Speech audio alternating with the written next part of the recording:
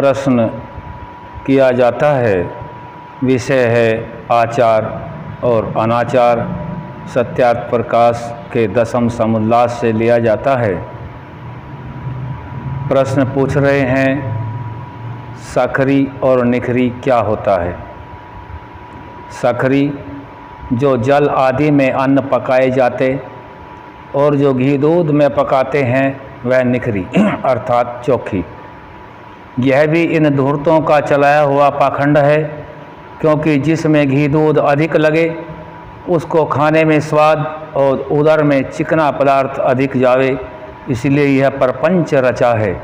नहीं तो जो अग्नि व काल से पका हुआ पदार्थ पक्का और न पका हुआ कच्चा है। जो पक्का खाना और कच्चा न खाना है यह भी सर्वत्र ठीक नहीं है, क्योंकि चने आदि कच्चे भी खाए जाते हैं। आगे प्रश्न पूछ रहे हैं, क्या द्विज अपने हाथ से रसोई बना के खावे व शूद्र के हाथ की बनाई खावे? उत्तर दे रहे हैं, शूद्र के हाथ की बनाई खावे, क्योंकि ब्राह्मण, क्षत्रिय और वैश्य वर्णस्थ स्त्री पुरुष विद्या पढ़ाने, राज्य पालने और पशुपालन, खेती और व्यापार के काम में तत्पर रहें, और शूद्र के पात्र में तथा उसके घर का पका हुआ अन्न आपातकाल के बिना कभी न खावें। इसका प्रमाण आप्त स्तंभ का यह सूत्र है, आर्याधिष्ठता व शूद्रा संस्कर्तारस्युः। आर्यों के घर में शूद्र अर्थात मूर्ख स्त्री पुरुष पाक आदि सेवा करें, परंतु वे शरीर वस्त्र आदि से पवित्र रहें। आर्यों के घर में जब रसोई बनावें तब मुख बांध के बनावे, क्योंकि उनके मुख से उच्छिष्ट और निकला हुआ श्वास भी अन्न में न पड़े।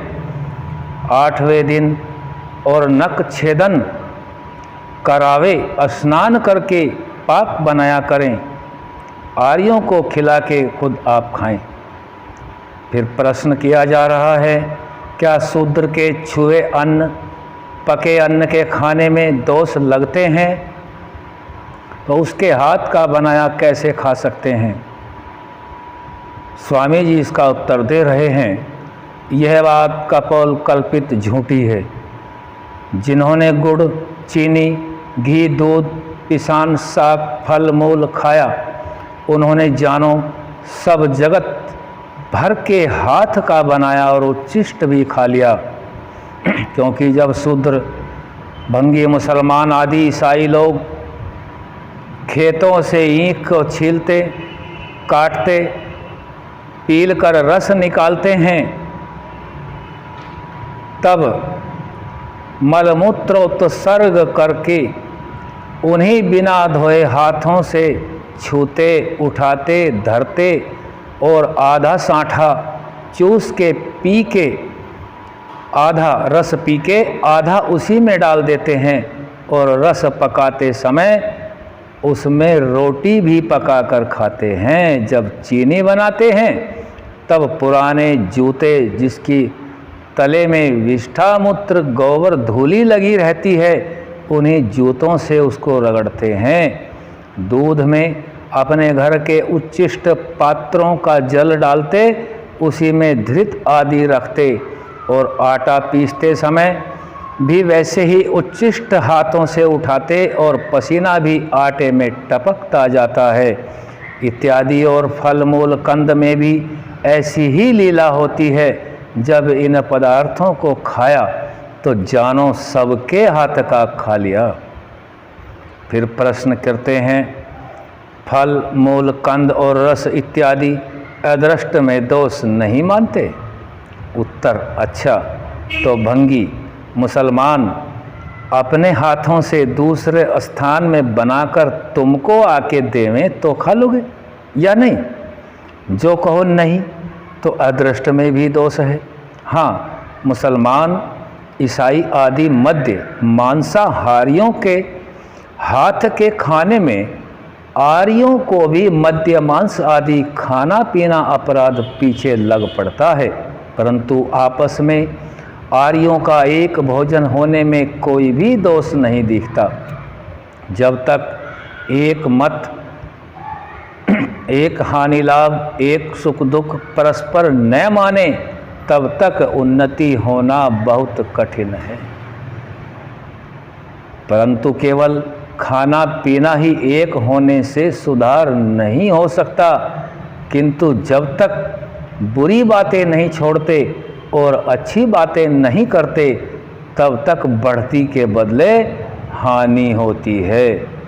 विदेशियों के आर्यव्रत में राज्य होने के कारण आपस की फूट, मतभेद, ब्रह्मचर्य का सेवन न करना, विद्या न पढ़ना पढ़ाना, बाल्यावस्था में अस्वयंवर विवाह, विषयासक्ति, मिथ्या भाषण आदि कुलक्षण, वेद विद्या का अप्रचार और कुकर्म हैं। जब आपस में भाई भाई लड़ते हैं, तभी तीसरा विदेशी आकर पंच बन बैठता है। क्या तुम लोग महाभारत की जो बातें 5000 वर्ष पहले हुई थी उनको भी भूल गए? महाभारत युद्ध में सब लोग लड़ाई में सवारियों पर खाते पीते थे। आपस की फूट से कौरव, पांडव और यादवों का सत्यानाश हो गया। सो तो हो गया, परंतु अब तक भी वही रोग पीछे लगा है। न जाने यह भयंकर राक्षस कभी छूटेगा व आर्यों को सब सुखों से छुड़ाकर दुख सागर में डुबा मारेगा। उसी दुष्ट दुर्योधन, गोत्र हत्यारे, स्वदेश विनाशक, नीच के दुष्ट मार्ग में आर्य लोग अब तक भी चलकर दुख बढ़ा रहे हैं। परमेश्वर कृपा करे कि वह राजयोग हम आर्यों से नष्ट हो जाए। ओम शम।